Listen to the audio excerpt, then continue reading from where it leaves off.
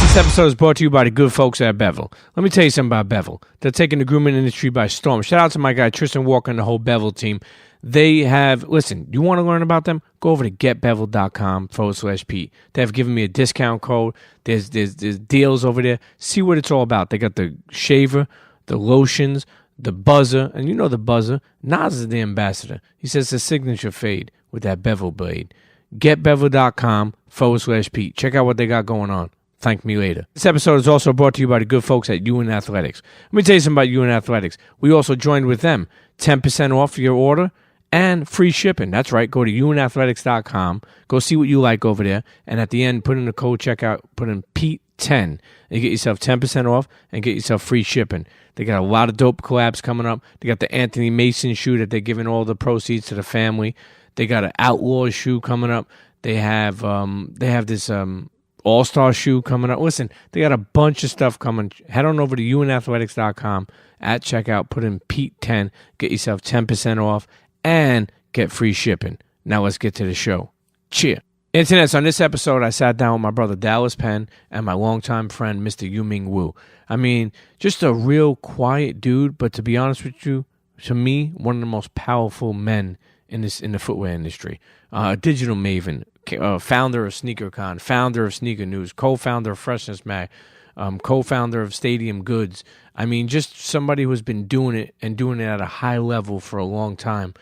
We get to hear about, what it takes to be successful and what it takes to really make it and how to make money in this multi-billion-dollar industry, the footwear industry. And, in the Premium Pete Show, I feel like we bring you entrepreneurs and, lawyers and artists and athletes and all different types of people. So I wanted to step back into my sneaker culture and really, focus on somebody that I think is so powerful, but so quiet, so humble.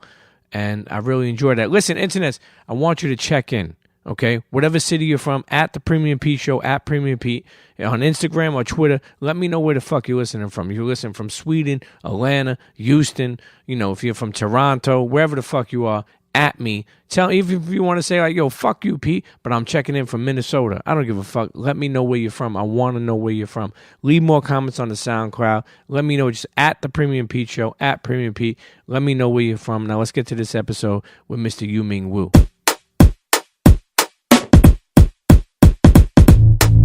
Come on, everybody get set, let's go. It's the next episode. It's the Premium Pete Show. News, interviews, all of the info. Listen up, it's the Premium Pete Show. If you want the scoop in the low, down low, listen to the show, cause Milk said so. Fuck what you heard, better act like you know. It's the Premium Pete Show. Welcome back to another episode of the Premium Pete Show. My brother Dallas Penn is in the building. Internets. And listen, I'm excited for this one. Internetos. For Spanish-speaking people, yes. Los Internetos. I'm excited for this one because over the year, we have done so many different episodes. Sat down with jewelers, to artists, to actors, to entrepreneurs, to chefs, to everything. And when, being in the podcast game for, almost 7 years, sitting down with so many people, I always want to do more than just hip-hop. And I always want to do, like things that I love and things that I fuck with. And to be honest with you, many people don't understand how many legs of hip-hop there is. Like Voltron. How many legs does Voltron have? I mean, to be honest, I want to say he had 5 in my opinion. How many legs did Voltron have? 2. Okay. But I felt it was 5 because it was his arms, the legs, it was another piece. Right, he had different pieces. He had different pieces. Okay. But I will say, obviously sneakers have been near and dear to our heart. Always. But more importantly, just movers and shakers that we're friends with have been, people that we have affiliated ourselves with and just, have become friends for the love and the common bond of sneakers. When you could honestly say this is going to be a bit, I'm going to pause. I'm going to lay it on YM. But as an influencer, as someone taking culture, translating it, bringing it to, actually chopping it up into pieces so that it can be digested better, more seamlessly, more integrated, and a true Yorker. Bigger than anything. You're not even, you didn't even, Listen, there's so many things. Wait a minute, I'm just thinking, he lived in New York all his life, but he could have been sent here like Superman. Yeah. He could be. He could be from another planet. You think he's a superhero? He could be from another planet. Listen, I want to break. I feel like somebody is not only what they do or have done, but I want to break down some of the titles of Mr. Yu Ming Wu. Okay, Yu Ming, for those who are in the sneaker or streetwear culture or just lifestyle, founder of SneakerNews.com, co-founder of FreshnessMag.com, co-founder of SneakerCon, right? Yes. Quick question: has Freshness Mag ever been on paper? No. Okay. Yep. But we'll get to that. One second. Brilliant. Hold up, I'm not done yet. Founder of JordansDaily.com, right? Listen, so much fucking projects that you have done too over the years with fucking footwear companies we're gonna get into. But right off the bat, internet, welcome Yu Ming Wu to the Premium Pete Show. Supreme, not the brand, Supreme Life Stylist. Well, Yu Ming, welcome, man. I'm so happy you're here. Thank you both of you guys for having me. You know why I'm happy you're here? Because you don't talk much. You're a behind the scenes type guy. You're a fucking a gentleman. You know what I mean? And you're not somebody that's like flashing and boasting what the fuck you do. And I always felt, I mean, we've been friends for a long time, but I always felt that you were a great example to many people. And that's why I was so, I wanted to do this episode for a minute, because I want people to hear your journey. And right off the bat, and we'll go back and forth on this episode, but how did you think of, take us through the day that you bought SneakerNews.com, that day, like on GoDaddy, if you bought it from there. Yeah. Well, this was probably 2 years after I started FreshnessMag.com. Mm-hmm. When did you start Freshness? That was in 2003. And you started that with... my partner, Danny, who I know from college. Mm-hmm. We both went to Parsons School of Design. We studied design there. We kind of just became friends. And in 2002, there weren't communities. There were, Nike Talk, and there were some toy communities, but all of these things really coexist on some level. It's separated, interconnected through little, right? Yeah, but generally separated. Yeah. So, a company like A-Life back then created these art shows downtown, and they created toys, and they had a sneaker store, and they have art, they have T-shirts, all this incredible stuff. We've kind of just both discovered this world, and we just fell in love with it, and we just wanted to know everything about it. So that's how Freshness started. Yeah. I kind of started it on my own a little bit, and I discovered Dan, one of my classmates, was really into it as well. So we kind of came together and just said, you know what, let's figure out if we can do this as a business. As we kind of started, as we graduated. So we actually created the company the summer of graduation. And that was what year was that? 2003. Now, let me ask you, did you know how to build websites, or you just hired people to do that at the time for Freshness? So I've actually built websites all my life. I started when I was 15 years old. How the fuck? What do you take us through that? How the fuck is I'm trying to think, what website did I see when I was 15 years old? I had to become an adult to see a web. I had seen cable. I had seen porno. Yeah. When I was 14. Yeah, I'm sure. I didn't see a website until I was like 20. But I had to vote. How did you learn how to code or build websites? I think it was 1995, Windows 95 came out, and I begged my parents for a computer. What you guys asked me that question, did I have a set of encyclopedia? And I said no, they couldn't afford it, but I figured they would at the least consider. You leapfrogged having encyclopedia books. Yeah, he went. Yeah, like you leapfrogged that. So you get it. I got a computer. I just started messing around. AOL just started at that time as well. Dial up, exactly. Noisy motherfucker. Yo, I'll never forget when I tried to sign on that night, and my mother would tell me, "Don't go on the computer." Like, for some reason, they put a curfew on things. I mean, I guess that's what parents do. You know what I mean? But anyway, like, I would put a fucking towel over the fucking modem, because it would just be like, 28. The dial-up, the dialing sound, the connection, all that stuff was crazy. But they gave you these CDs, and you get 30 days free. Sure. I used to break weed up on them. You know, the past getting begging for the computer, which they agreed to, they wouldn't really pay for the this monthly service Sure. of getting onto the internet. So you kind of figure your way around that, and so from there, hacking your way into the world. Sure. You kind of really have to start learning how you can make the most of the resources you had at that time.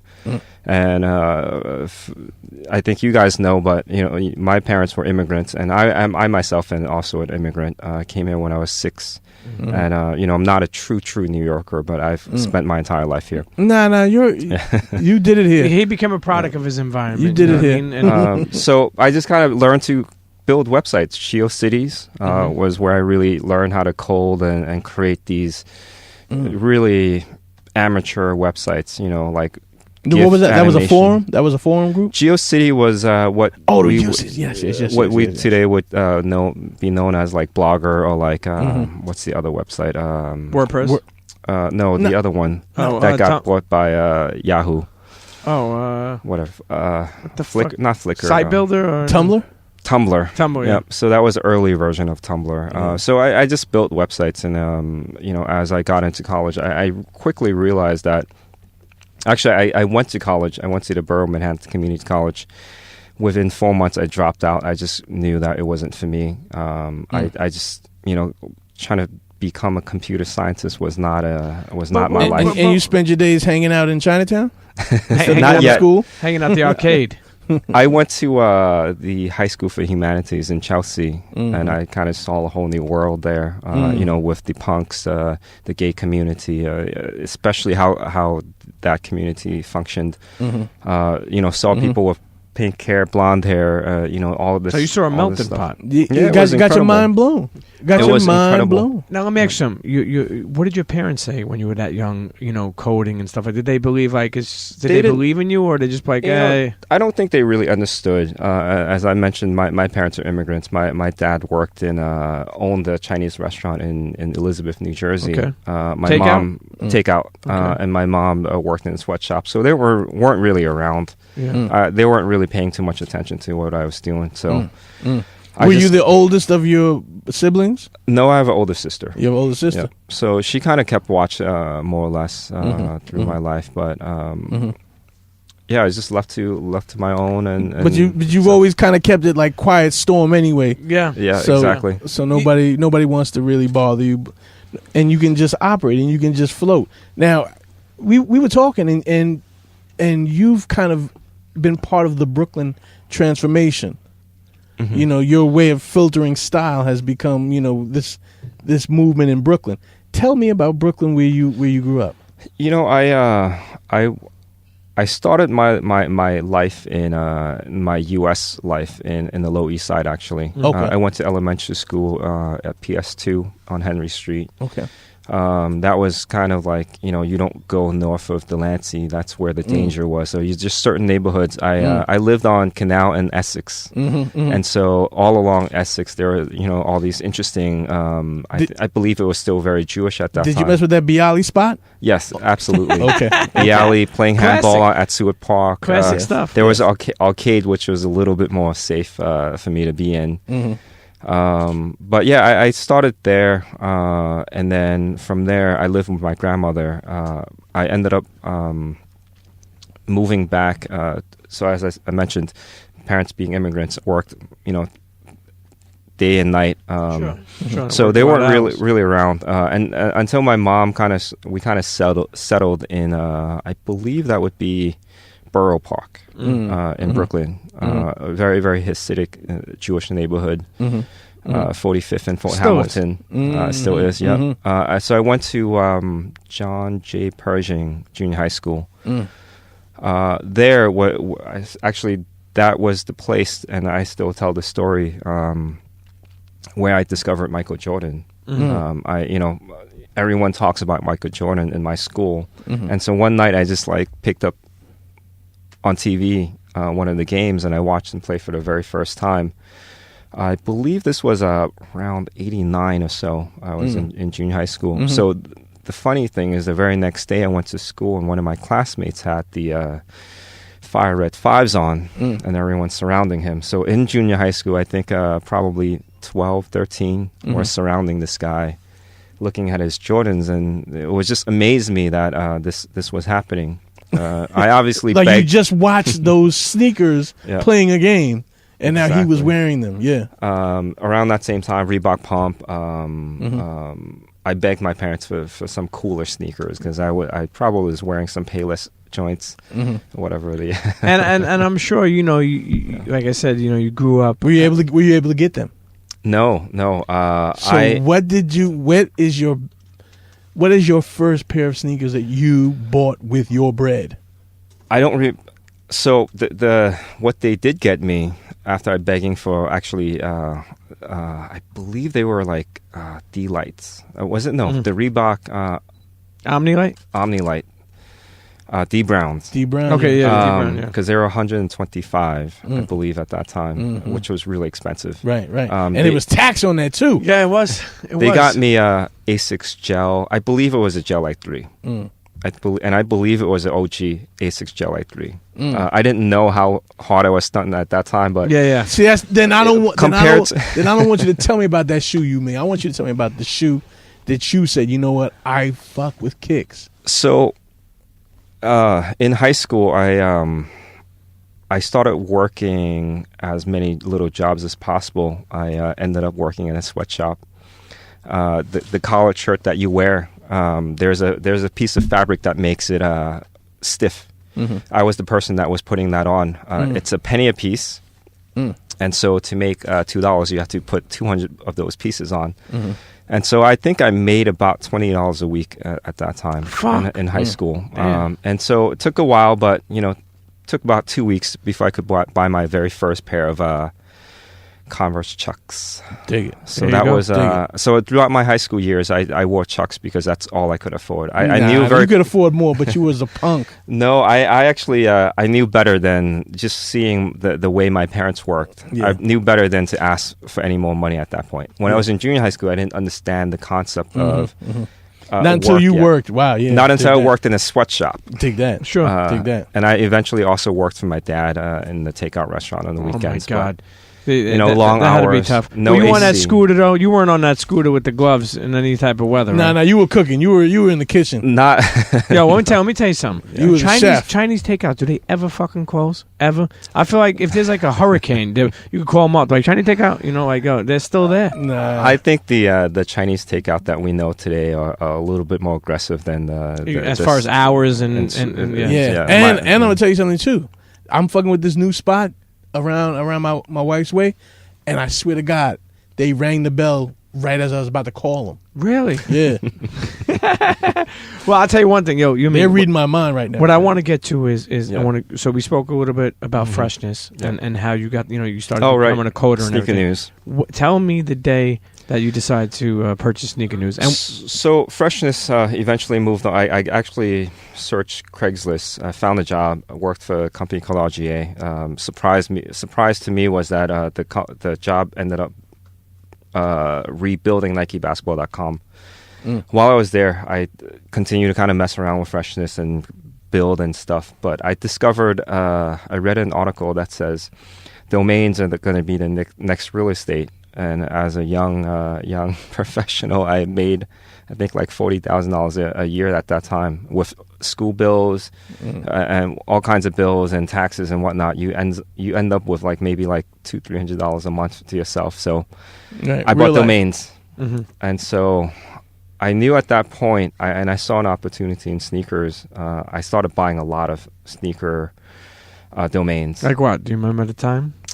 So one of the magazines that caught my eye was Footwear News. Okay. I said, if there's a Footwear News, I wonder if there's a Sneaker News. And so there wasn't. And so I bought it for $6.95, maybe. It's crazy because it's crazy because if you think about it, and we'll go through it, but Sneaker News. How many years now? 10. But you want something? I bought it in 2005. Hold on for a second. Not just buying the domain, okay? Because that's one thing. People buy plenty of domains, but the work you have to put in now to make it that. Like you, in a way, you challenged yourself by saying, "Okay, boom, we're gonna be sneaker news. Now we're going to literally define what this is." Well, no, and before he answers that, you're right, Dallas, and but think about it. That name, Sneaker News, you're right. Think about the work that, like, okay, you had a mindset of what you wanted to do, but right now, as we sit here, he has done a lot of that consistently for 10, 12 That's years. what I'm saying. So what I'm saying too is the beginning. How did you even? What was the process to do that? Because you want to make a news about sneakers, and you want to make this sneakers news website dope, but not the. How do you know you're going to be a fucking top player for so many years? I actually at that point weren't really thinking that high level. I mean, I obviously needed to figure things out, but the main thing is I think a lot of my push to and drive to what it is today. A lot of it was just really just being broke. Living with immigrant parents and seeing the way they worked. The long hours. You're gonna change that word tonight because you weren't broke. You were working. I was working, but still, you just don't. You just didn't have money. I just didn't have any. That's fine. That's fine. It's the you didn't have struggle. money. You know, because as long as you are working, you are not broken. Broke things don't work. Hey, listen, I didn't know you were a fucking poet tonight. You know? I think one important story I have to say is that part of a lot of the drive for Sneaker News was my dad gave me an old 1989 Dodge Spirit, and this was in 2004, I believe. It was quite old car, and I was driving it one day, and it just broke on the highway. Got towed. And I was working at RG at that time, and I could not afford a car. One of the garage guys was a friend of my brother-in-law's, and they felt bad for me, so they gave me one of their cars. And it's not that glamorous. You're taking a car from basically a grease monkey. It's very dirty. So I actually was incredibly embarrassed to be driving this. Hold on for a second. You're walking around in Chucks. You were a punk. It was Subaru station wagon, so it was a little bit. It was an upgrade. Oh, Subaru! Come on. It was an upgrade from the Dodge Spirit, but still, it was just disgusting in there, But surprisingly, that car also broke on the highway, and that day on, I knew I didn't have enough money to afford a new car. So then you just started Uber. You started Uber. He didn't start Uber. Now you know I what? wish so. Okay. So I needed the money and I didn't have it. I couldn't afford it based off of my RGA salary. So one of the magazines I read, I discovered the whole world of affiliate marketing, and I built a website called KicksFinder. Mm-hmm. Yeah, I remember that actually. But right. KicksFinder too. That's the beginning of Sneaker News. Was really not having money to pay for the car, figuring out a way to pay for this car by building a website that gave me commission. That it's an additional revenue, salary. That website, it took off though. It took off. Okay. I think it took about 9 months before I decided that I had enough money to buy the car, payments obviously, and eventually I was actually paying my parents' mortgage as well at that time. Wow. And eventually it paid for the car, the monthlies, the mortgage, and I actually had enough money left over that I actually had a salary as well. And that's actually... And this is within a year? Within about a year's time. And then, so I at that point, that's when I decided to quit my job. I think... When was this that you quit your job? How 2007. How old were you? I don't recall. I don't know my age actually. Okay, you old bastard. You look at people call you like a web pioneer. You take Sneaker News and for those who don't know, maybe sneakers, right? You look at it like when you put up Sneaker News, and then you see like a Nice Kicks, or you see like these other websites. Were you worried about like competition at the time? Because I'll be honest with you. For a long time, I mean, Nice Kicks had a run on and off, But and I'm not saying this because you're here. And I love Shoe Game. G-Rock is a good friend of mine. Also, there's Kicks on Fire. There's a bunch of other ones. But I'm telling you, and again, I'm not saying this because you're here. Sneaker News really was the big dog of them all. You weren't like, when competition comes in, I mean, you see Uber, you see Lyft. You see Nike, you see Adidas. How did you handle that? Especially for somebody who's not fucking a punk. In 2007, when Sneaker News officially launched, and it launched in November of 2007, there was already a lot of competition. There was already nice Kicks. Mm-hmm. Kicks on Fire, I believe was started not too long ago. Sneaker Files was Sneaker Files around right, for a while. Soul Collector was kind of around as well. So there was actually really a large group of competitors, as we call them. So for me, starting from scratch, I really had to put some really heavy efforts onto it. And when I quit my job, I was solo. I obviously still had a salary in one way or another from KicksFinder. Eventually, I merged the two and kind of shut down KicksFinder. But today, it still exists on some level, and we can talk about that later. But competition, I think I absolutely love competition. I think it's really the drive of knowing that there's someone out there who can be better than you, and if you don't if you don't really use that as a drive to become better, not become better than them, but really, I look at it more of a become the absolute best. At least try to achieve that goal of becoming the absolute best. It's not trying to destroy competition. I think competition out there really helps. If it motivates you. It motivates you. Yeah, if there's no competition out there, I might get boring. Right, I might get bored. Right, yeah. Crazy. So going back now to 1989 and your first time watching Michael Jordan, because I feel like when you watch Michael Jordan win a championship, that right there put the battery in your back, and you said now you have to be the Michael Jordan.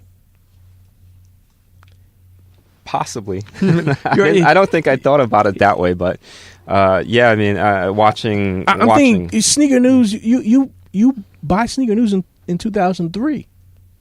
2005. Okay, so you develop it, you build it, you cycle yourself up to dominate this information cycle for 2 years. You don't launch until November 2007. So you're building the page. You're building the flow of content. You're how you're going to roll information out. I think, absorbing at that time.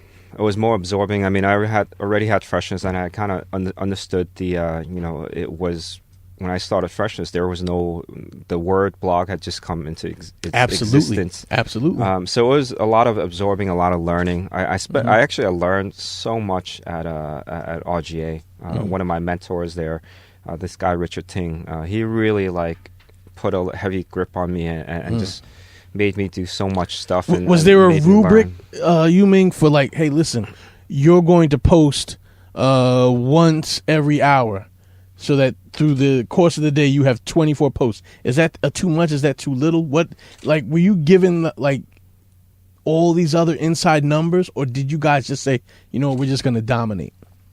I mean, I would say it was doing as much as I had the energy to do. When I was working in RGA, they allowed me to continue doing Freshness, so I was only able to do it at night. When I quit my job, I basically spent every single minute of my life on Sneaker News and Freshness. To the point where you wouldn't even eat? Probably. The reason why I say that for is because when you start a project and you're passionate about it and what you did with it, sometimes the people don't understand the devotion and time you have to put into it to make that actually happen. One thing I like that you said too, Ming, is that you stayed at, would you say that RGA? Mm-hmm. It's important for people to know that their day job. Sometimes people want to bail on their day job for their dream job, but sometimes a day job helps turn the money you make at your day job helps turn your dream job into a reality. Yeah. Also, I think and I was responding to someone who posted about, I think it was Rich, the CEO of a complex. He posted an article about, take any job that you can while you're young. Just go out there. As Dallas said, when you're working, you're not broke. Yeah. That's a great point. It's really like you should never be broke. You actually should never be struggling on that level where you should actually no. You shouldn't ever not have a job. Mm-hmm. You can have a job. You just don't want to do it. Like if you had to go work in a sweatshop to survive, you're going to do it. Mm-hmm. If I had to, in 1 year, I was a dishwasher. 14 years old. My dad reminded me of this this past weekend when I took him out for lunch. He was telling my girlfriend, he's like, he took his first job. He took a job as a dishwasher at 14, and I was like, oh wow, I didn't realize I was that young when I took the summer off. Not took the summer off during my summer off from high school. I went to work in a massive Chinese restaurant in Connecticut on my own. Doing dishes. And they start you young. What did they do? They picked you up in a van, drove you up there, drove you back? Basically. Yeah. I did some shit actually, like that. You know what? I didn't I didn't even come home. I just stayed there. Oh, damn. I just stayed there the entire summer. I just they had a dormitory there, and I just stayed there with these grown ass men. Damn. Like 30, 40, and I was 14. Crazy. Yeah. But what did that teach you?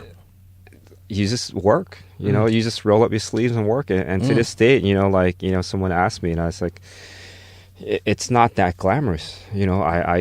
I clean up my office and I do stuff. I'm lucky enough to have some people where I can, send them off to do some stuff for me. But, I would say I'm never, and I would always tell people, don't ever be afraid to roll up your sleeve and do that job. If it means you're going to be up late, building something or cleaning up something, get that job done. One of the things you guys didn't call out, stadium goods. That's right. I realized that. Oh my God! When we first now, what is your title there? Now you're one of the founders. I'm not one of the founders. There are two founders. I am one of the partners, and my official title is the CMO. Okay. But when we first launched that, the week that we launched, I think we were basically there every night until 2-3 in the morning. And the day we launched, we spent about 36 hours at the store, finishing the website, putting shoes on the wall, whatever it was. It wasn't a matter of you're the CMO, right? Just sit there and type, send out some tweets. Oh no! I mean, I've traveled with you guys all around the country setting up SneakerCon. And everybody is working. Everybody is building and setting up for this convention. And I am sad I don't travel with you guys anymore. But that's another thing. But the production that you guys were put together was legendary. And we get together, assemble this place, a raw space. Then the next thing you know, you got thousands of people. Crazy. Sure. Listen, SneakerCon is a circus. Is a frenzy. We'll get to SneakerCon. What I do want to say is with Stadium Goods, it's funny because it's like when Stadium Goods just popped up, it was like another flight club. Mm-hmm. And people... I'm mad it's not stadium status. Yeah. Trophies for anybody. That's Mir. Okay. Yeah. Thinking about it, people I'm sure Flight Club had to be like, what the hell's going on here? But then thinking you had a competition with Flight Club. Yeah. And for a while, I went there and I really thought this is nice. The place is nice, but I think it could be hard, And then when I seen you later on and we spoke and you had told me that, they found their, their groove and shipping hundreds of orders out a day, Were you worried having Flight Club and being such a similar thing to Flight Club? Not at all. Same answer to the question about competition. Never be worried about competition and just do, I think really go out there and push harder than anyone else and do something different. Yeah. Do the work and really do the work. And are you for the culture? Huge pond. huge pond. There is a huge pond. You know, I'm not to cut you off, but I do want to say something. Ming, are you for the culture or for the commerce? Both. Listen, Yu Ming is here for fucking. He's part of the triads. He's not fucking playing around. But you know what? I love the culture, but you know what? It's incredible that we're able to employ people. It's incredible that without commerce, we wouldn't be able to do that. Without commerce, I would still run Sneaker News by myself. But let me ask you, when were you able to hire employees? I think about a year in. Probably actually about 6 months in. Into Sneaker News. Yeah, and I still couldn't really afford it, and it was a very cheap hire at that point. But this one guy just wouldn't leave me alone, and just really wanted this job. Persistent. He was amazing. I think he was him and I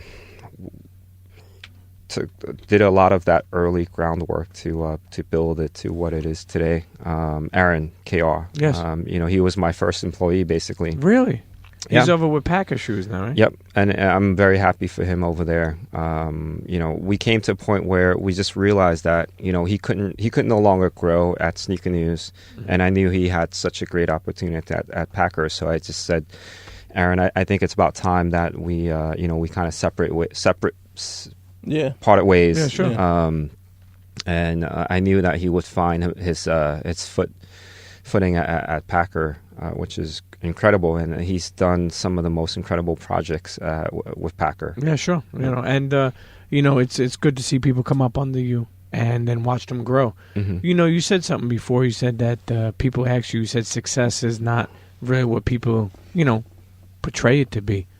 Every time I see you, you're on the run. You're moving. You travel a lot. For a lot of brands, bring you all over the world. Plus, you do a lot of other things. Don't you travel on some stuff with like cell phones or something like you? Okay, from the outside, your life looks amazing, but I know you never have a minute you're running around. You just said success is not what it is. Break that down. I no longer do that much media travel. I mean, that's the traveling with cell phone stuff. That stuff is a lot of fun. It's really glamorous. But when you're doing that stuff, you're not really earning. Sure. We kind of have this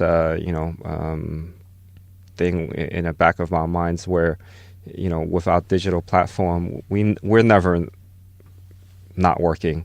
Our websites are working for us. But at the same time, if you're not inputting content, it's no longer working. So when you're doing that, you're losing the opportunity to kind of have these kinds of meetings, be able to talk, be able to actually do work. Yeah. While on those trips, you do meet some amazing people, but you're losing so much of your life. Again, man. So hold on. He just said for him life is work. Just hold up. Life is work. Let me tell you this. I'm gonna tell you why I'm gonna say this. This is important. And if he didn't bring this up, I would have probably never thought of this.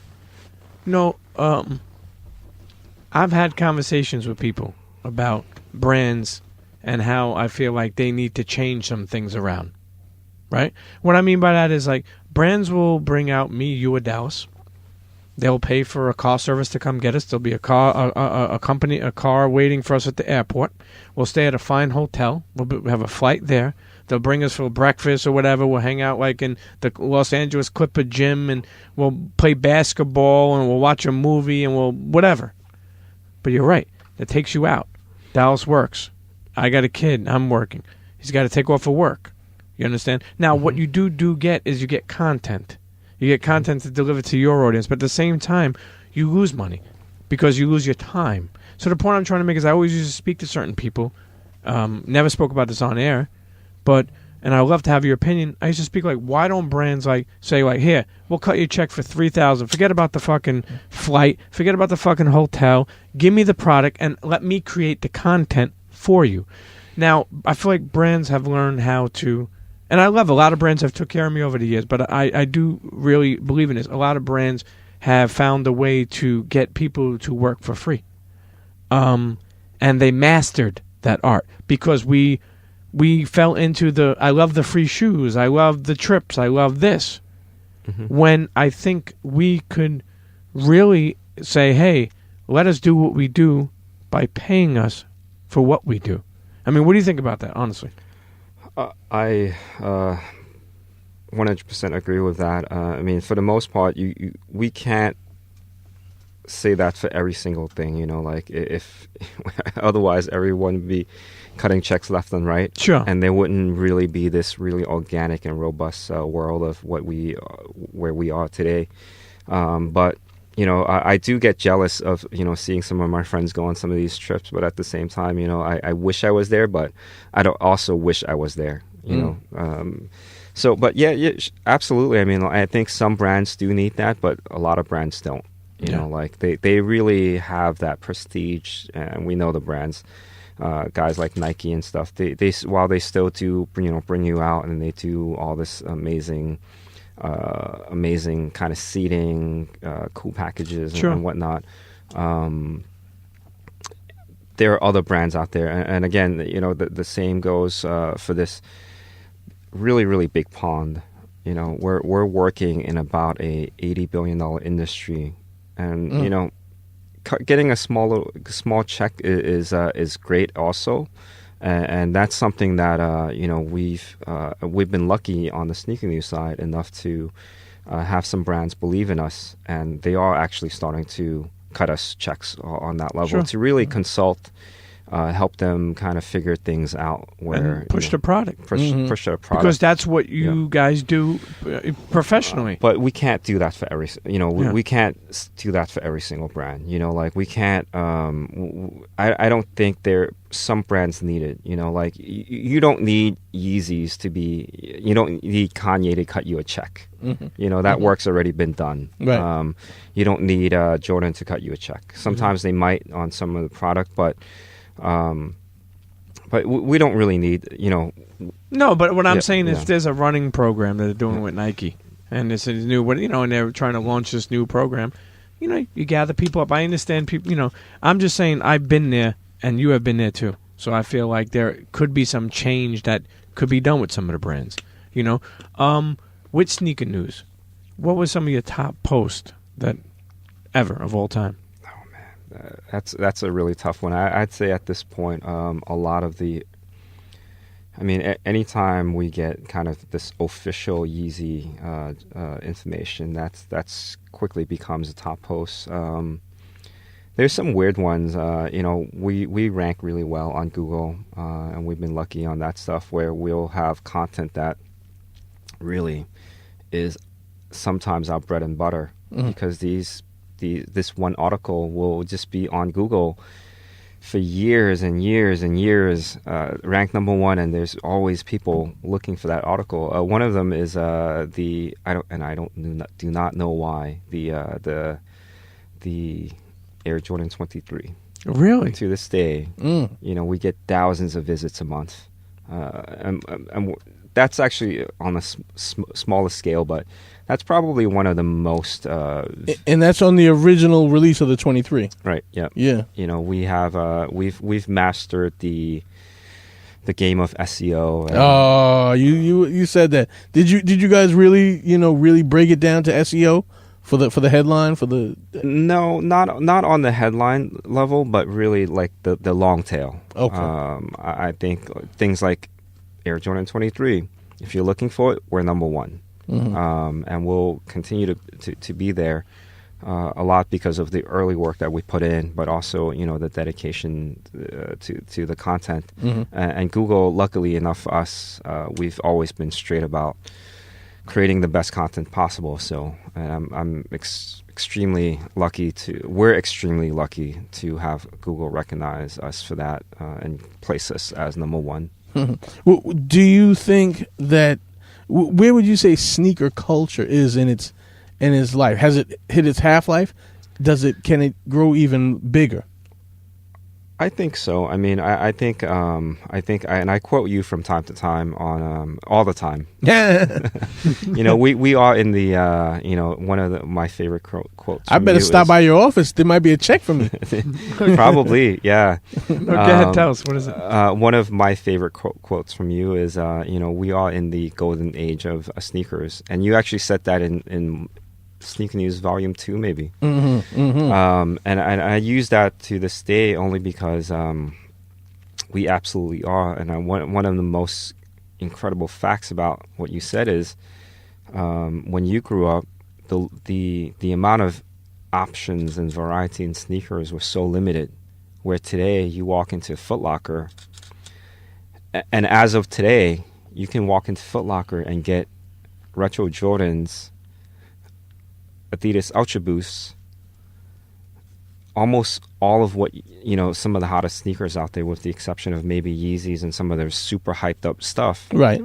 You walk into Foot Locker today and you actually have basically every sneaker that you can imagine available to you. The gamut, the entire gamut from not back just Nike, then. Jordan, Adidas, Saucony, Asics, and New Balance, and Puma, and all of these guys have such an incredible offering at this point. And I think it's by far the best time I've ever had. I actually Nike had a flash sale, and they were selling the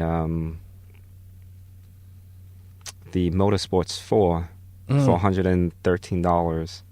I think last week. Oh, the white one or the black one? The white one. And I was telling one of the guys in my office who's pretty young to this stuff. And I said, Bobby, for the first time since probably 2002, a pair of retro 4s under $120, and that was incredible. Did you get them? I don't have the room for it. I wish I did. If I was early in my life, and there was one time in my life where I bought someone's collection, and I ended up with about 30 pairs of the Moss Blackman 4s. $125 a pair. That was probably the cheapest I've ever gotten a pair of 4s ever in my life. Over the years, I've watched you build your collection. Besides do a lot of other things, I watch you build your collection. You, for a long time, were a fiend, buying up so many different things for yourself. Mm-hmm. You're a fan of sneakers, not only creating stuff in it, but a fan of sneakers. How many are you at now? I know you start to get, move some, but how much are you at now? I'd say I still am not this heavy fiend, but I'm still out there buying a lot.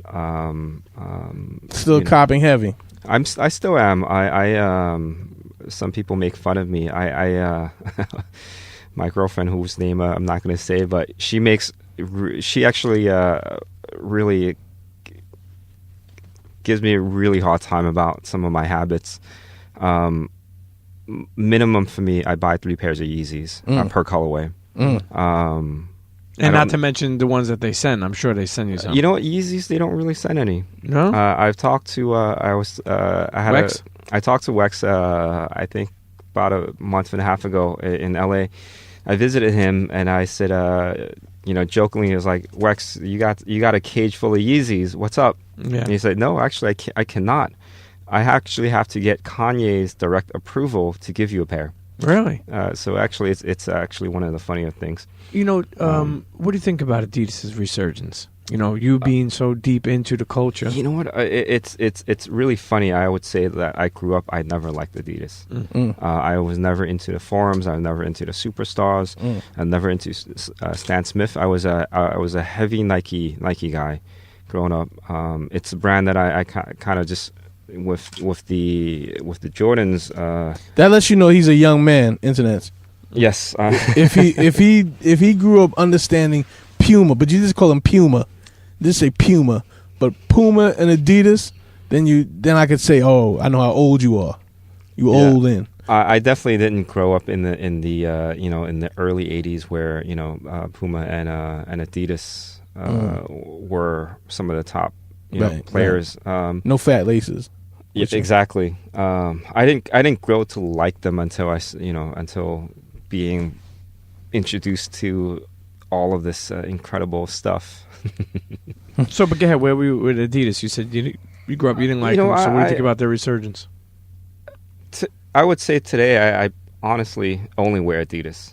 Wow. I don't actually. So I'm given a hard time buying all this Yeezys and I still buy some Jordans, but Primarily, I would say I'm in either Ultra Boost or NMD, just because I'm on the go most of the time. So I just really need to be in something that's extremely comfortable and gripping to my feet. Yeah. I think like the Huarache is probably the next best thing in terms of comfort, because of the what do you call it, the wrap on your shoe, your foot. Yeah. But I think the Ultra Boost is by far my favorite shoe. Even the Uncaged is amazing how the collar fits your ankle so perfectly. The Uncaged is by far my favorite. Yeah. I'm only wearing these guys. It was just there. He's wearing the was that triple black Ultra Boost? Yes, the version 1 of the 3.0. Yeah. So the thing I really like about the Ultra Boost is I feel like they created something that didn't find so many similarities from something else. Keep in mind, we live in a day and age where it's like, whenever we see something, especially people like us who know sneakers so long, we look at something and we see like, oh, that looks like the Jordan 9, or that looks like Nike, flying it. Everything resembles something. I feel like they did a great job with the Ultra Boost. You want to say something? And I'm not afraid to say this. When the Ultra Boost first came out, I hated them. Really? I hated them. I got a pair as a gift from Adidas, and I tried to give them away, and no one really wanted them. It wasn't. I'm the. So where did it turn? I'm the ultimate hype beast. You are. You are. I've called you a hype beast over the years. I'm not afraid to make the claim that I buy Supreme heavy. I buy sneakers heavy, and I buy really extremely hyped stuff. Like I said, I buy 3 pairs of Yeezys just because. It's just the way I am. I'm not. So where do you think that turned? Meaning like that you're saying that somebody didn't really want to take them, and now look at this. Look at this. What made you wear the Ultra Boost? Was it Yeezy? Was it the Yeezy product? I think Yeezy, him, co-signing the shoe, and I don't own a pair of the triple whites. I'm not into all white sneakers, but that was the shoe that really helped push the Ultra Boost to where it is today. I think I got another gift from Adidas, and I just put them on my feet. I said, "This is incredible! This is incredible!" I couldn't believe it. I give them credit all the time. I'm like, yo, it's like walking on pillows, like marshmallows. They are so. But yeah, today I just really live in pretty much Ultra Boost NMDs and there's this new shoe, the Nike Runner, which is not as comfortable. It's a little bit more of a style thing, but and I do wear 2 pairs of Yeezys from time to time. Yeah, well, you're a hype piece. We know you do. I almost got these out of Century 21. They had these blue suede woven like Nike Footscape. I want to say it was Footscape. It was something woven blue suede, and I was like, yo, I gotta get these just so I can go to SneakerCon so Ming can take pictures of my sneakers. He loves Footscapes. I do. I still do. I still wear some of my Footscapes, but with the amount of variety that's available today, with even New Balance and even New Balance, I really couldn't get myself into for a very long time. I was just not a non-Nike guy for a very, very long time. Yeah. Like I said, the ultimate hype piece. You only we're going to take a break in a moment, but what do you think about the Big Bowler brand? What do you think about what they're doing, what they're trying to do? What's your opinion? I followed it a little bit here and there. I am I guess the founder of Sneaker News, but I'm not that close to a lot of the stuff that's happening on a daily basis. I think we post about 40 articles a day, so I don't really keep up that much. Wait, hold on one second. Off of Big Bowler brand for a second. You said you post 40 articles a day. I remember a time where you only posted about 4 or 5 articles a day. I remember when Complex started Complex Sneakers. Did you feel like they set the bar to, because they started posting 20, 30 a day? I don't know if you remember that at that time. I think it comes down. Yeah, Complex definitely put a dent in terms of this competition. They're real competition, but again, they're so big that you just don't even want to pay attention. Yeah. I love those guys there too, and I love absolutely. Russ and and the Soul Collector guys as well. But Yeah, I don't think we really paid attention to it. It's really maybe the competition doing so much more. You just want to do more as well. Yeah, no, that's what I'm saying. I'm not saying you didn't pay attention, but when you have a site, posting 40 times a day, and you're doing 6, you got to change something. It's like another thing I want to go into real quick. It's like somebody like Ronnie Fag. I remember when mind you, me and you know each other a long time. I remember when he was just coming out with his designs. A lot of the internet were just saying like, "Oh, he's just changing the colors." They didn't believe in him. They had a lot of hate for him. Mm-hmm. And I remember I came out to the office one time. I don't forgot for what. And you were telling me that you had to post, like we were talking about how you had to post his stuff because it was it became a point where it's that warranted to post. Do you remember that? What I'm talking about? Yeah. You couldn't ignore it. You couldn't ignore what exactly. Yeah. Same thing with Big Baller brand. We've posted it on it a lot. It's a big traffic driver. When we did post, when we are talking about what's his name? Ronnie Fag. No. LaVar Ball or Alonzo? Yeah. The dad. What's his name? LaVar. Right. Yeah. When we post a story about the family or about him, it's a crazy traffic driver. As much as you like to hate him, he's another one of those guys that you just have to.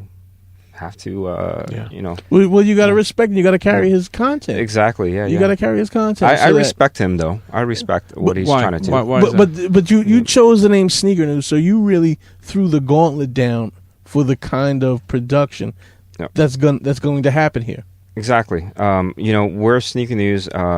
We used to at some point post sneaker related T-shirts and stuff, but one day I just said no more. Mm-hmm. Sneakers and nothing else. Mm-hmm. If it's not good sneaker news, why are we posting it? Yeah. My guys come at this point.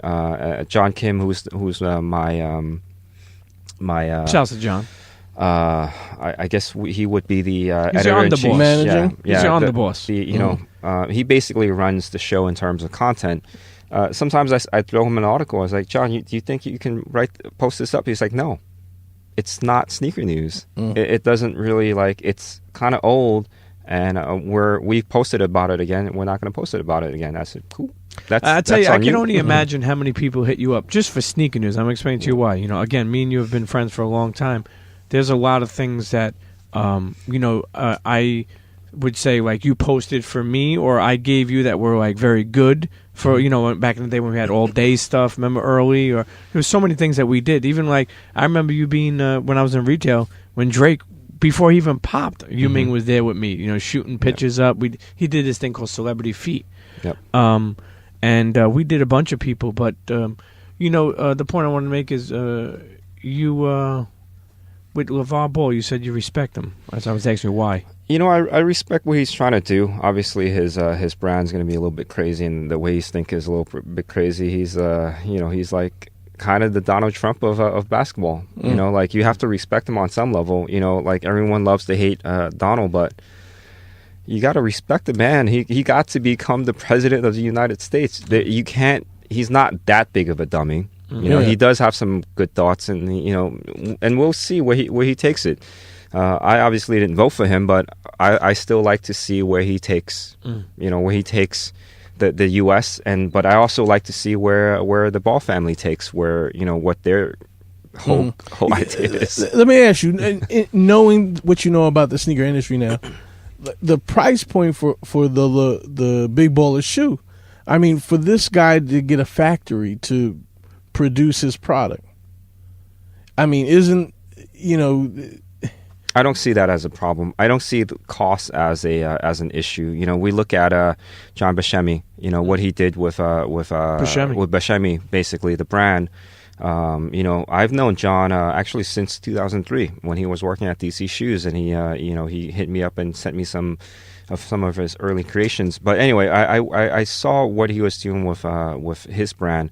Obviously, a little bit more cultured and refined because John actually put in his work. And high end. I'll tell you one thing. He's making bags now that I see, and he's made his shit is high fucking level. So but John put in all that, early work at DC and also Gourmet, and I forget if there was another brand that he put his hand on, but Gourmet. All of those things led to Buscemi, what it is today. Really, all those, and I'm lucky to have kind of experienced so much in my life that now I'm a little bit, I'm can kind of say I'm a little bit more refined. Sure. And I kind of know what what is good to me and what's not good to me, and I think that's the Ball family. I think they have some thought. He's old enough to have have enough experience, Sure. and he seems to know what he's after. I don't think he'll get it, but Hey, if his kids ball out, you never know what happens. What do you think of somebody? You mentioned Buscemi. What do you think about somebody like John Geiger starting his own footwear? And what do you think about him with that? good for him. I think he's also made some noise in the industry with the his collaboration customs. I think he's put some amazing ideas on. I'm not a big customs guy, but. I think he's put some amazing ideas onto shoes, and I think hopefully I wish him the best, obviously, and when he's ready, I'm sure we'll be able to cover his stuff. Sure. I think he got his own shoes now. He released his 001. I'm proud of him. I know him for a long time, and it's good to see somebody turn their dreams into reality. What do you think now? Just we're gonna go on a break after this, but Ronnie, I know I said that before, right? Ronnie Fegg. What do you think about seeing his climb? Because me and you both seen him from the beginning of David Z. What do you think about it, man? He's one of the most incredible success stories we know in sneakers. I mean, in terms of this culture that we're in, a lot of people seem to, not a lot of people. Some people have this love-hate relationship with him. I think, but without his thought process and his mindset and the way he kind of goes about things, he wouldn't be where he is today. Sure. You can't really, and I think of myself sometimes. I try to be as nice as possible, but you know what? There's just some things I can't do for some people. Like, if you came to me and say, "Hey, you Ming, I have this great custom. I think it's great for Sneaker News," I'd be like, "Pete, sorry, man." Today, today you will. Years ago, see, that's what I want to say too. Years ago, he definitely, put up a lot of stuff for me, like I said, and then we had a lot of stuff that helped them, you know what I mean? Mm-hmm. But, we formed a great relationship, me and Yu Ming. But I will say this, people because they knew how cool I was with Yu Ming, would hit me. So I can only imagine how much they hit him. You know what I'm saying? Like people, I mean, it's crazy, man. Think about it. When you have something, how do you? And you know what? You're a nice guy. You're not somebody like me. I may say like, "Leave me the fuck alone. I'm not posting something for you." You would never say that to somebody. You'd be like, "Oh, it's not gonna work." I try not. But hold on for a second. Before you answer that question, yeah, let's go to break real quick because we're about to really wrap into Yu Ming's thought process and how he transformed social media from blogs. Well, to you know what? Let me give microblogging. a couple of things. First of all, total in social media, which is crazy. You got about 10 million followers altogether through Sneaker News, through Jordan's Daily, through Sneaker Con, through Freshness Mag. So when I feel, and we'll get into it, people stop really reading websites like that. You guys, at the same time, while continuing to push content out, formed this crazy amount of social following to lead you. If anything, I feel like happens with web. You know what I'm saying? Like, how did that even come about? Did you think about that beforehand? You know what? I think I was late to the game in terms of social media. We didn't actually even. I actually, for the longest time, and the reason we didn't do it is because I just refused to get an iPhone. Samsung, you Galaxy fuck. No. Motorola flip phone. What was it? The Burner. Blackberries. And I think a lot of people still use Blackberries. But at some point it transitioned, and we quickly realized that, you know what, we're shooting ourselves in the foot if we don't join this stuff and kind of get into Twitter and Facebook. Those didn't require an iPhone, but Instagram did. Yeah. And so I actually just had to get an iPhone so I can. We can do Instagram. So and we were pretty late. Nothing on Matt Halfhill, but he had 300,000 or 400,000 followers when we started the Sneaker News Instagram account. Yeah. And we're just like, how are we going to catch up to this guy? Yeah. And now you have 6.3 million.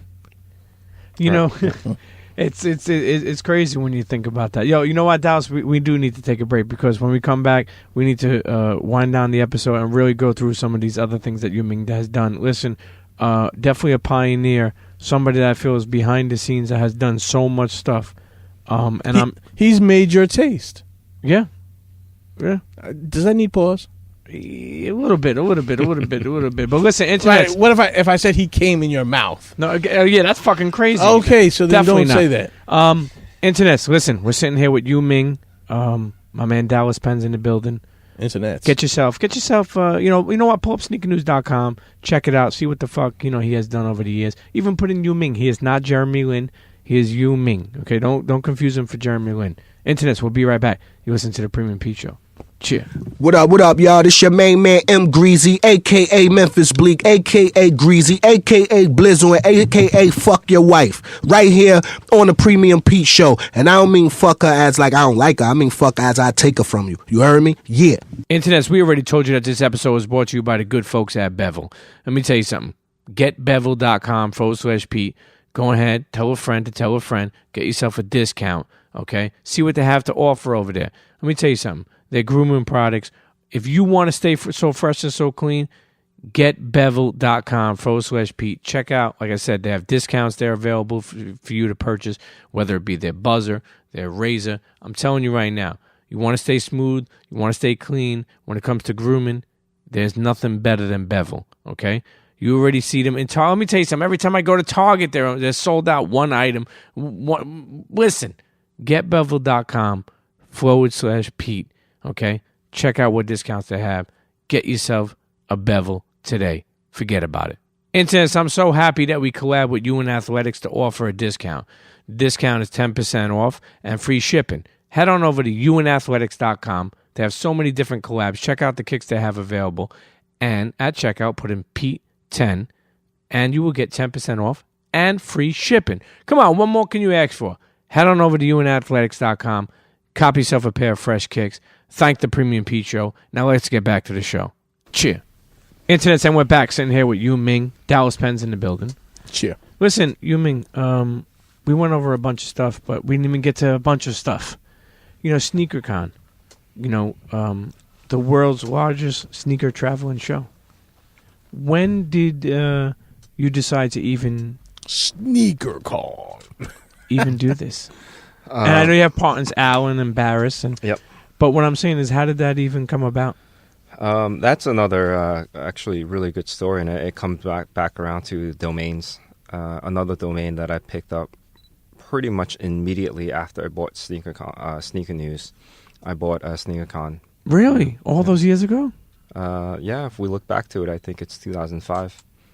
2004, 2005. I don't know which one it was. And because of, obviously, probably the inspiration of Comic-Con, right? And yes. And Footwear News, yeah. Comic-Con. If there's a Footwear News, there must be a Sneaker News. There wasn't. If there's a Comic-Con, there must be a SneakerCon at some point. I knew there wasn't one because I was so, ingrained in the industry. I grew up with, in the culture, grew up with sneaker pimps. And I like those guys a lot. Pete, I've supported them from day one. Mm-hmm. The day that they launched in the U.S., we were the first people to cover it. So I wasn't a hater, and I wasn't trying to ruffle his feathers or try to take over his business. But it wasn't. Sneaker Pimps wasn't a sneaker con. Sure, it wasn't a concert. It wasn't, exhibition. It was no longer about sneakers. Yeah. Later on I'm not hating on it. I'm just saying, like, it just slowly became not about sneakers. Mm-hmm. It was about music. Sure, art. Music ties into it and art ties into it, but it's just all these shoes hanging really, to me, thinking about sneakers as an art form, just seeing shoes hung on this fence doesn't really speak to the beauty of what sneakers are. And so with that, I just kind of dreamt one day maybe there would be a sneaker convention, not a sneaker con, but a sneaker convention. A gathering of people who really love sneakers on that level. Looking at Comic-Con, people love comics on that level where they dress up as Superman and Batman and Wonder Woman and Spider-Man and all these, characters. They love comics on that level. What if, sneaker people can love sneakers on that level as well? I told you, Ming, or maybe I told Barris, but I said Comic-Con, SneakerCon reaches that level when someone dresses like a Jordan 1, like cosplay. Like not wearing Jordan 1s, but as a Jordan 1. I think we have our own cosplay. Our cosplay is basically wearing the freshest shoes you can and really dressing like some of your favorite heroes on the planet, which is a lot of the kids dress like Kanye. Yeah. Or Jordan. Or Jordan, yep. Or Travis Scott. Or Travis, or any of these other guys, dressing like Jordan, the guy who wore his full outfit, like that guy. Maybe we see it from time to time, but that's our cosplay, I guess. Yeah.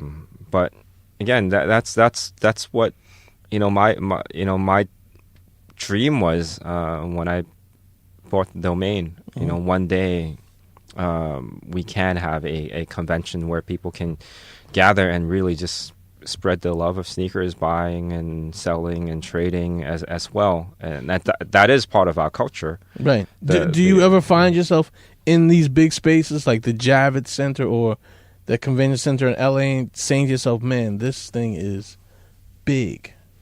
Do you ever get surprised by the scale?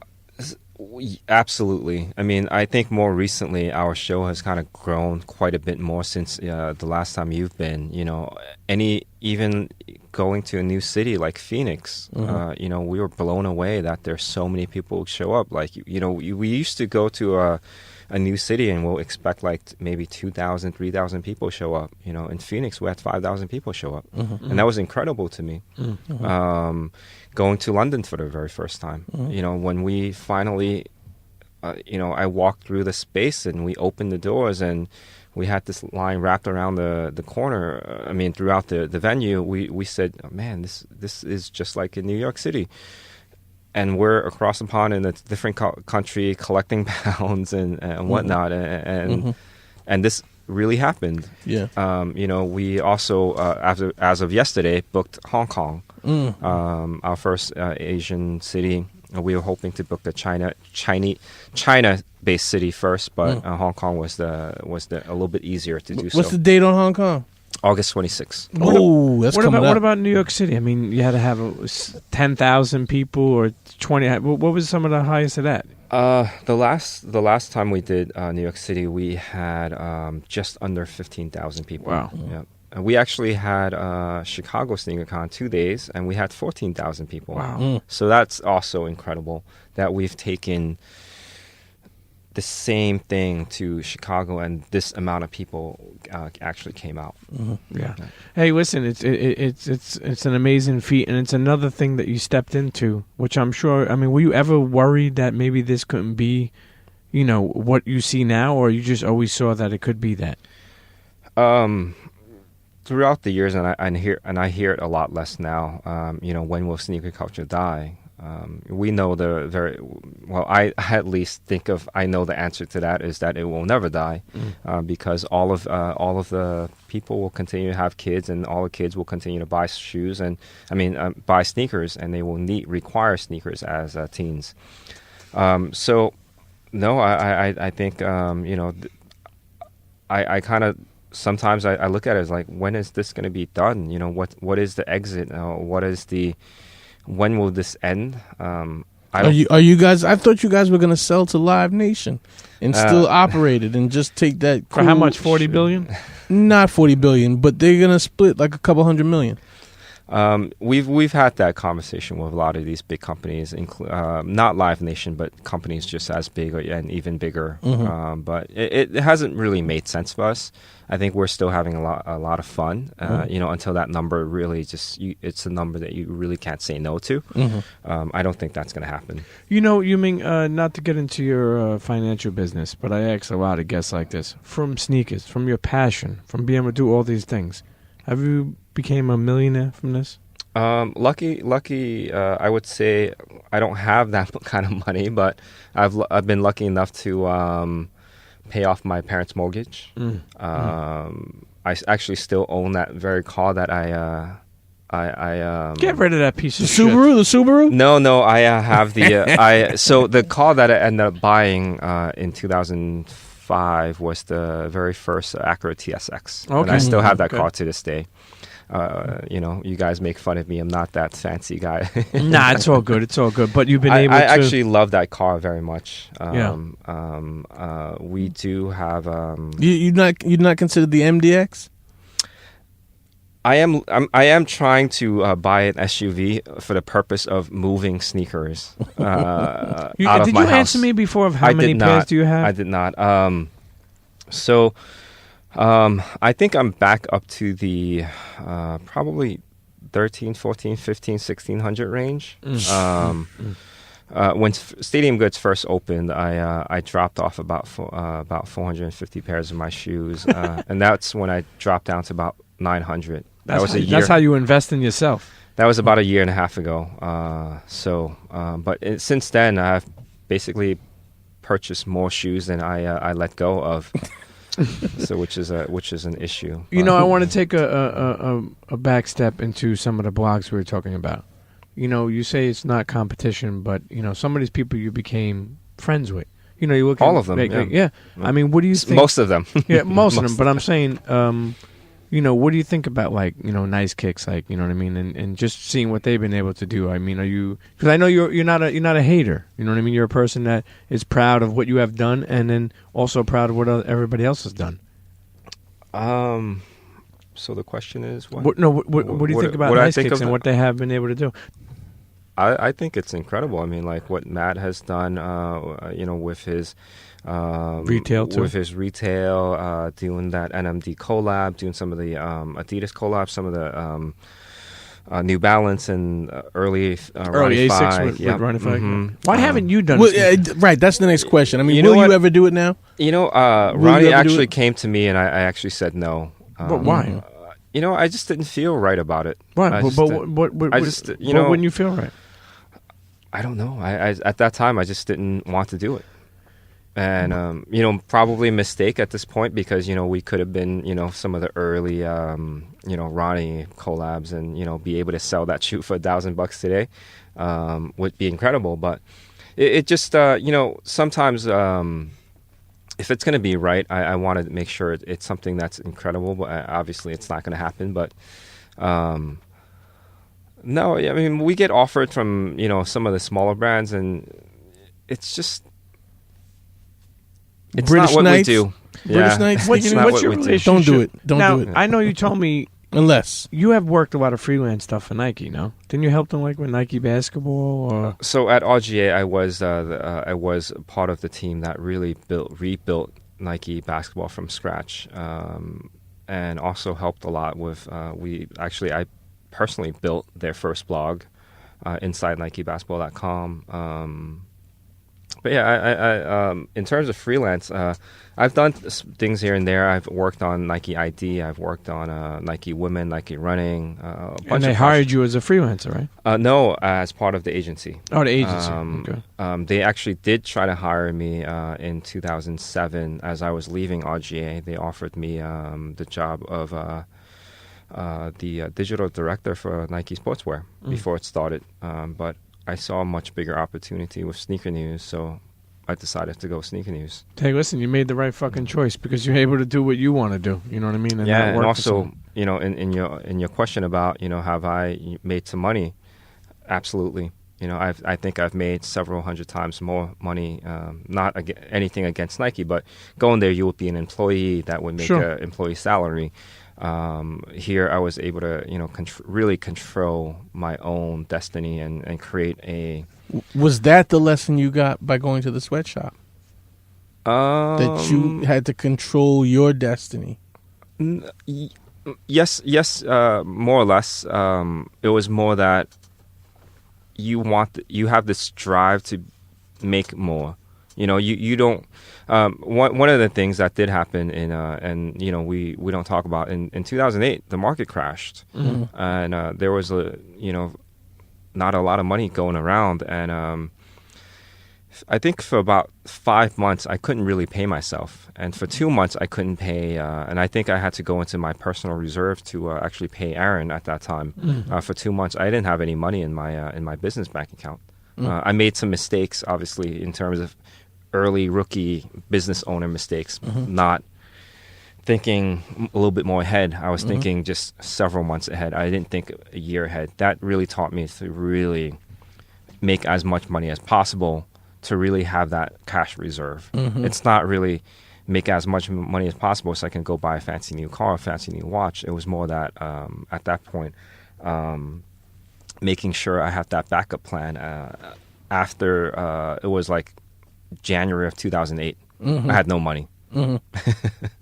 So I think that was really more the. I'm glad you said that you had no money, but not that you were broke, because you weren't broke. I wasn't broke. You were working. I just didn't have the capital at that time. I didn't have, money was coming in, but not enough to cover office space, internet, salary for two of us. So for about 5 months, I took no salary. Lucky enough that over the years, while at RGA and having KicksFinder, I started to save a little bit, but not enough to really say. That was a very, very scary moment in my life, and that was one of the toughest lessons that I, to this day, that I will say.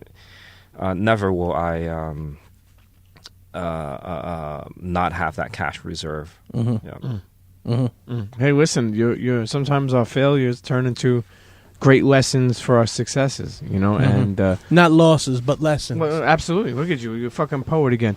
You know what, Ming? What is your daily routine now? That you came so far. Like, what is your daily routine looking like now these days? It's a big variety. I mean, it's all a combination of whichever fire you need to put out first. I use these wacky keywords, but it's really you wake up to fires. Yeah. Something's going on, this and that. You got to do this, you got to do that, and you just kind of have to learn to, delegate and let some of the other guys do your job for you. Hard to do sometimes, right? Past that, I mean, I'm working on, for instance, today I got up to probably one or two sneaker news related things. The sad part is at this point, it's no longer as fun as it used to be, where I'm just sitting there replying to emails. And a big part of my day today was replying to emails. Where I worked on a few things, SneakerCon related. We were talking through Hong Kong, trying to figure something's out there. Quickly moved on to a Stadium Goods conversation. Back to trying to get. We had a meeting about Instagram today. My guys asked me, what do we do with Instagram stories? We actually recently closed down Jordan's Daily just because. Really? Not the Instagram account, but the website. I love it, but at this point, I think we can move on. It's funny, when you just launched that, I didn't know if it could work because you already had Sneaker News, and then you were trying to make it all Jordan Daily. And then you really kicked it off.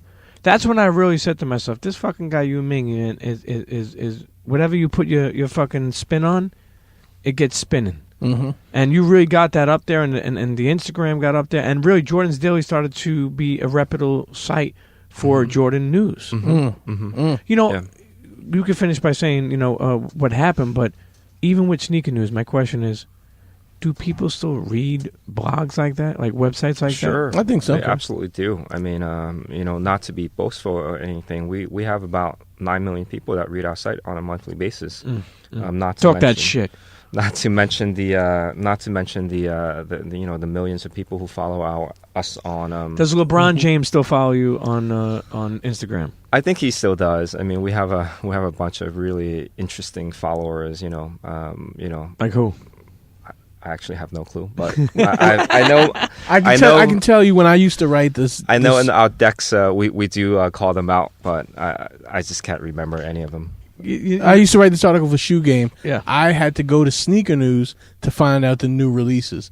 I mean, Sneaker News is still, for me, the definitive site I go to for release dates. You guys still put a lot of work in. I would say that's by far the proudest thing that I have done, for the industry, is really build this incredible resource, not just for sneaker news, but really the releases. I would honestly claim no one can touch us in terms of that release dates calendar. I used to go to Sneaker News to get the monthly releases so that I could then throw 10 of them under the bus in the drop 10 article. But really, I used to go there. We've invested very heavy into that. So actually, what we turned KicksFinder into is our massive database, the database that drives the releases today. Full-fledged sneaker database, basically. It controls the images, the release dates, the colors, the SKUs, and as much tech data as you want in this little database that we keep private, but is being used by sneakernews.com. It was being used by jordansdaily.com. We actually have the Sneaker News app, which also takes data from there. Mm-hmm. So that is one of my proudest things that we've been able to do. I'm pretty proud of the other stuff that we do, but that, because it's such an incredible and useful set of information, I'm actually very proud of myself. I'll pat myself on the back for building that database. Like you, Ming. I feel like we just sat and talked with the official plug. Yeah. Well, keep in mind too. How does you, Ming, have all that data? He's part of the triads. I told you. Listen, it's a lot of data entry. We do have one guy that does it. We do randomly from time to time use our interns when we do have them to do all that data entry. But it's a lot. It's actually a lot of work. It's a full-time job. It's actually more than a full-time one person's job. If I had 10 people working on it, I would love to kind of go back and go all the way back to 85 and really have every single shoe covered. The history. Every single SKU, every single image. I think a little bit of what Stadium Goods and what I've infused into the company is really creating as much data as possible. Content creator. Listen. Not just content creator, but really archivist. Yeah. Archivist. And Yes. historian. Historian. Or should we say kickstorian? A little bit less of a historian, but a little bit more of a archivist. Archivist? He makes up his fucking words. I don't know what. Whenever he smokes the Girl Scout cookies, he don't know what the fuck he's saying sometimes. But then he sounds like he does. Ming, future bloggers, future people looking to get into sneakers. People, these young kids in SneakerCon. I mean, I go through, you know how I know SneakerCon was popping?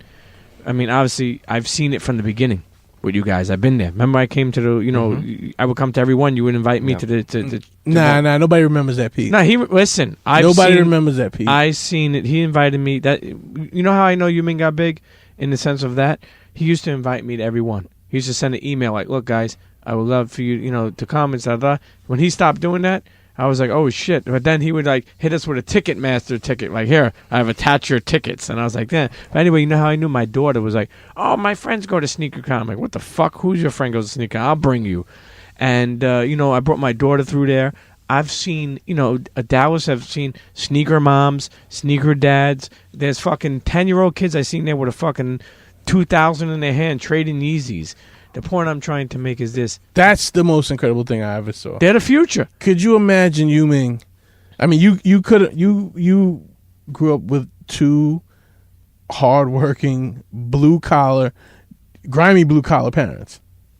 No disrespect, but I mean, to see a kid get $1,000 from his dad to buy a pair of sneakers. Yeah. It's crazy. It's crazy. You know, but what I'm saying is that the kids are our future. You know, and you see, where the hell was I going with this? I don't know, Pete. I don't know. Well, you're not going to fucking remember with those Girl Scout cookies that you smoke. No, we're talking about, for future bloggers, for future people who are going to get in sneakers, for future creatives in the footwear world. What's some advice that you have for them? I think it comes down to really just putting in that work. You know, everyone says put in that work, but if you know about putting in work, you know, you're really out there. You're not afraid to take any job. You're not afraid to work at McDonald's. You're not afraid to sweep the floors. You clean the bathrooms, do delivery and whatnot. And I see some of these kids sometimes doing it, and I said, you know, that's incredible. You know, if you can, instead of thinking of it of a job and a learning experience, then you're gonna get several hundred more times than the money that you earn there. You know, if you even, you know, I've never worked in retail or like I have worked in the restaurant industry, I guess, on one level or another. If you can use that, you know, I didn't realize it until much later that, until actually I graduated from school and paid all this money to go there, that, man, I wish I had paid a little bit more attention. I was actually a really bad kid. I got bad grades, and I tried to drop out of high school a few times, and I cut school, and I did all that stuff.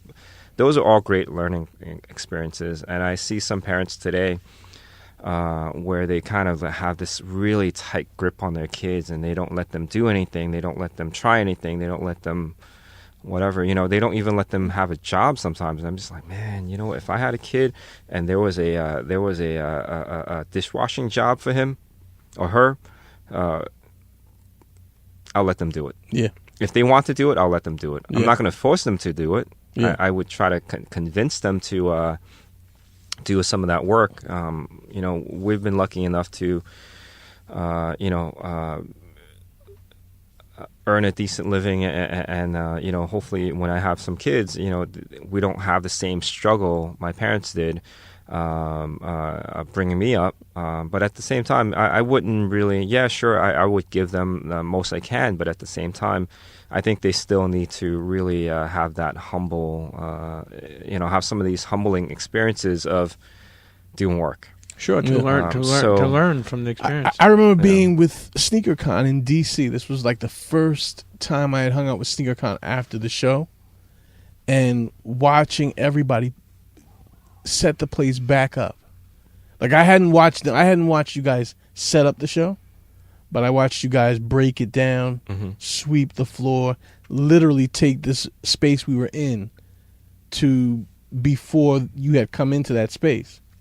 That was just mind blowing to me. Listen, because they're magicians, and they did it right after the show. They're magicians. Listen, you Ming, as we finally wind this episode down, you know, I wanted you to obviously give some advice to young people as you have, you know, people on the come up, but also I wanted to ask you, why did you guys never do video? You know, because a lot of other I would say that's probably another thing that we're failing at is, you know, like we were earlier with social media. Video is something that it's close to my heart, but it's you know, we've tried. I've hired Tariq from time to time to do some, but you know what? We're not the face of. We don't have a face of sneaker news, you know. Like as you guys know, I'm really quiet. Sure. I don't really do a lot of interviews within the sneaker industry. I do love doing the outside of sneaker industry interviews because you know what, it's a way for me to not just promote myself, but also promote this culture that we're all involved with in, and the more we kind of promote it, the more there is to it. So I love doing those, but I'm pretty shy. I don't speak very well. What do you mean you don't speak well? You speak well. I don't. I'm not very good. I know you always. I'm sure I can get on camera, but at this point in my life, I don't think I have that. Hey, you made an appearance on G. Remember G4 or what was it called? Remember that show that you showed me? G4. Yeah. On TV. Yeah. And you know, lucky enough to have kind of done a few really nice TV appearances. Does Freshness magazine exist? As a print magazine? No, I mean it just as an entity. As a website, still, yeah. Oh, of It's course. still out Yeah. there. My partner Dan puts a lot more energy into it than I do. I just have quite a lot less energy devoted to at this point. With just the requirements of sneaker news and SneakerCon, I think we just did London and we came back and did a 2-day Chicago. In August, we're gonna attempt to do Hong Kong, Australia, come back to do Toronto and do Atlanta all in 4 weeks' time. No way. No, you're not going to do that. We already booked 3 of the 4, so All right. we're just waiting to book that Toronto. But with that said, I don't know if I'm even going to have time for sneaker news. I'm going to have to make time for Stadium Goods, but when that's taking place, I will be away from my sneaker news office, and I will not be, lucky. It's great that we have some of this amazing technology like Slack and some of the group chat stuff, but and Dropbox and stuff. But past that, I wouldn't really, when I'm on the road, my mind is fully focused on the road, and I try to be lazy. Actually, that's one thing that I love to tell people is that one of my life goals is to be as lazy as possible. And by saying that, it's just being as efficient as possible. If you're as efficient as possible, you can be as lazy as possible and still get a lot of stuff done. Hey, listen, that may be a quote. That may be a quote that somebody may tweet you at. That may be a quote. Where are you on Twitter, Mr. Yuming Wu? And I am not Instagram? on Twitter. You're still on Twitter. I have the account, but I would say I don't check and I do not post. What is it, Mr. Yuming Wu on Instagram correct. too? Yep. So it's Mr. Yuming Wu on Instagram and Twitter. Yep. Okay.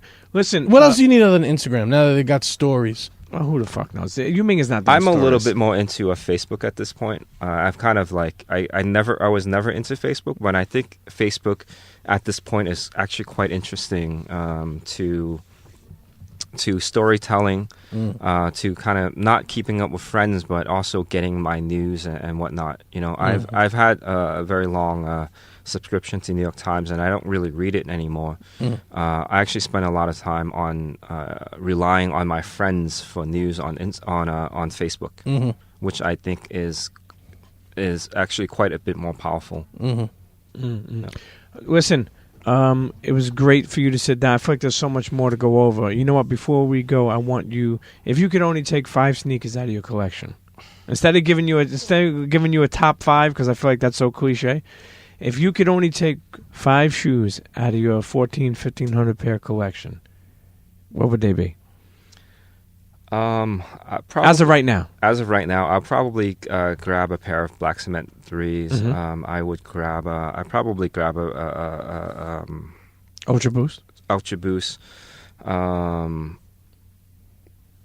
don't know if I would want anything else. Which Yeezy 1, 2, or 3? I don't think I would grab any of them. I don't know for life survival or for what. No, just if you could only grab. That's it. 5 for the rest of out of your collection. Honestly, I'd probably just grab a pair of Jordan 3s and a pair of Ultra Boost. Call it a day. Really, just 2? Just 2. I used to travel with only 2 pairs of sneakers, and I still, to this day, still only travel no matter how long I'm away. 3 pairs. So efficiency. I would say, yeah. You know what? Jordan 3 only because that is a all-around shoe that I can wear in the rain, in the snow, in the summer, wherever, and these guys just for comfort. But the Jordan 3 is by far one of the most versatile shoes out there. I wear that probably my favorite rain shoe, an all-weather shoe. That's your boot. Yeah, it is. It is. Nike. When Shoezine came out, did Nike fly you out for that, or you went out there? We actually were lucky enough to actually break the story of Shoezine. Yes, I remember the guy. Yeah. So no, I've never been. What was his name again? What's his Jordan name? Geller. Yes. I like that story. I believe Aaron. And I forget if someone else also from I think my end. Yeah, but I think 2 guys there. went down. I think maybe John. Yeah, possibly. They went out there, and I wish. I mean, we were a little bit strong in video at that point, and we would have had an incredible, video from it. But no, we actually were extremely lucky to have broke that. And then next thing you know, Nike and Tinker Hatfield and Mark Parker who came there. flew there in their private jets to visit. Have you ever met Mark Parker? I've actually met him twice, a few times. One of my first cool meeting with him, I was one of those media trips. I was in Huntington Beach for I think it was the Agenda or something? Hurley. No, it was Hurley. No, I think it was Hurley's something of skate or whatever it was, of surf, something of surf. Anyway, and I'm walking down Huntington Beach, and I see Mark Parker walking down the beach, and I just Now, were you surfing? no, I just waved hi, and lucky enough, his personal, I guess, PR person knew who I was and remembered me from the few times that we've met, and he introduced us, and we chatted for a little bit. So that was a really Nice. amazing meeting outside of outside of the realm. What about Jordan? You ever met Jordan? I have never met Jordan. I have seen him up close. Actually, I thought, you know I what? thought you went down to his son's opener. What's his son? So, actually, I have met Jordan, and I have actually had a drink with Michael Jordan. What the fuck? How do you go from not knowing to having a... I'm sorry. That's I didn't have sexual relations with that girl, you know? I did not remember that. I actually, you caught me a little bit off guard. I actually, again, just being in this industry and having done what I've done, lucky enough to have met a lot of people, and one of them is Carlos, one of the owners of SoFly. From Miami, right? And again, that's his brother-in-law. brother-in-law. And I, like I said, I love meeting people. I try to be as nice to them as possible, and I like to kind of keep friendships for all the people that I meet that actually I feel comfortable being friends with. Carlos is one of those guys, and obviously as a store owner, these guys ask for a lot. So, but I try to give them as much as possible. But when the All-Star game was in New York City, what was that 2 years ago? Yeah, 2 years ago, 2015. Carlos was in town, and we've actually only met each other like maybe once or twice when we used to do the Miami SneakerCon. So he was in town. And he said, "You Ming, let's come by, have a hang out, and just catch up a little bit." So I went to and he was staying at that new hotel, that billionaire building. I forget what the name of the hotel. It's on 57th and like 7th. Really beautiful building. One of those Park Hyatt, maybe. Sure. Whatever it is. And he was just staying there. I was like, you know what? I do want to come check out what the hotel looks like. So I met him at the hotel bar, and we sat down, had a few drinks, and we was like into our second drink, and he's just like, "YM, can you just move over? Michael's coming." And I'm just like, I like looked over, and I just like shocked. But I'm not I don't get very starstruck. Having met so many people through this stuff.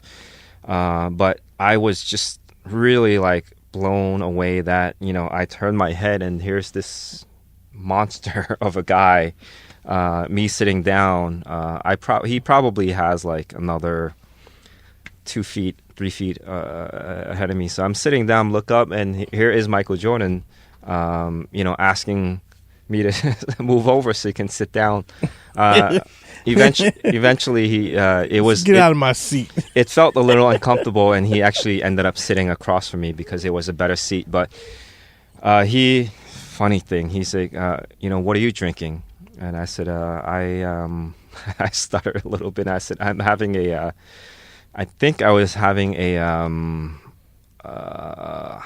something neat, whiskey. No, I was drinking Beer? rum. A rum? Dark and Stormy. Okay. I used to go to the Caribbean a lot, so I drink mostly rum. But anyway, I told him, and he said, "Oh, that sounds amazing. Let me get something." So he tells the bartender, "Let me get something like that, but with a little bit of a twist. So you surprised me. And so we sat down and had 2 drinks. Now, did he know who you were when they... He definitely doesn't know who I am. Do you know of sneaker news? I think he knows of the industry and he knows enough, but he honestly, like, he doesn't have a care about... Imagine when Michael Jordan is senile. Yeah.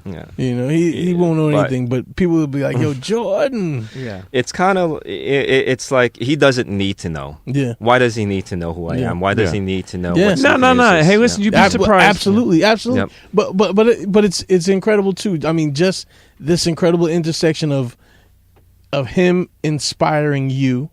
Yep. And you then in turn doing what you've done for the sneaker industry, and there's been many people along with you, but what you've been able to do for this sneaker industry. So we look at it now, and I laugh at it because I mean we've gone through all these eras of, we talked about the early '80s, and those shoes. We come into the basketball shoe era, which is, you know, the Jordan years, Barkley, Pippen, Penny. Now we're moving into track shoes, and now we've moved into ultra boots. So we've gone through all these kinds of different kind of genre of sneaker. What's the next sneaker genre to come? I feel like it's sandal. Nah, sandal. Hey, listen. Shout out to Sandal Boy. Shout out to Friendalations. Listen, you know, this has been great. I just feel like it's not enough to even cover everything you have done, but we have a lot of great stories in the journey. And I want to be honest. I really admire your journey. We've been friends for a long time, and I appreciate our friendship.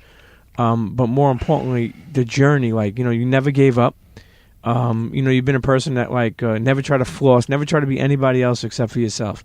And it's inspiring. And to be honest with you, I really consider you one of the most underrated, successful people in the industry. Like, meaning, like, just because you're not out here showing fucking Rolexes or you know, check out my, you know, my Saint Laurent or my fucking, you know, Givenchy, you know what I mean? Like, you're not like that. So it's like, you know, sometimes people pass up people who are quiet, but it doesn't mean they're not doing work. Yeah. Doesn't mean that they're not fucking like, and honestly, like, the things you have done have not only you help. Yeah, I'm about to go work in a Chinese kitchen tonight. Yeah, me too. You know, but listen, honestly, your journey is inspiring, Mr. Ming Wu. Okay, seriously, what's next? Anything next besides Stadium Goods, Sneaker News, and Sneaker Con? I think it's enough. You know, I think it's the, you know, I think I've kind of lived my dream at this point. Being able to cover sneakers, kind of talk about them, being able to sell sneakers on a very different level than a retail, being able to have this convention that, you know, travels around the globe at this point, you know, meeting and some of these amazing people out there, the young kids, and seeing it firsthand, not just from behind a computer. You know, I really think the next thing is really like, you know, and I hope it doesn't have to come to that, but, you know, someone having to, you know, buy us out and you know, moving on to the next thing. I don't know if I can move on to the next thing and be like, man, you know what I'm going to do? I'm actually going to, probably next thing I'm going to do is I'm going to open a nursery. Not a gardening nursery, that is. What the fuck? You listen. You'll be all right, because whatever you've done, you have definitely, you know, put your magic onto it. Listen, internets. Thanks for listening. Subscribe. We'll see you next episode, Mr. Ming Wu, Sneaker Mafia. Honestly, a pioneer in this game, and thank you for having us. Yeah, I mean, you. There ain't nobody else but you. Later, brother. See you next episode. Cheer. Internets, if you like what you heard today, okay, then tweet me at the Premium Pete Show, at Premium Pete, or email me at the Premium Pete Show at gmail.com. You were fucking with it. You weren't fucking with it. I don't care. I ain't taking it personal. I want to know your thoughts, okay? And I'll tell you another thing. All my businesses out there, small business, big business, whatever business, if you want to advertise on the Premium Pete Show, email me at the Premium Pete Show at gmail.com, and let's get something working. Let's figure it out, okay? I'll see you next week. Cheer. Forget about it.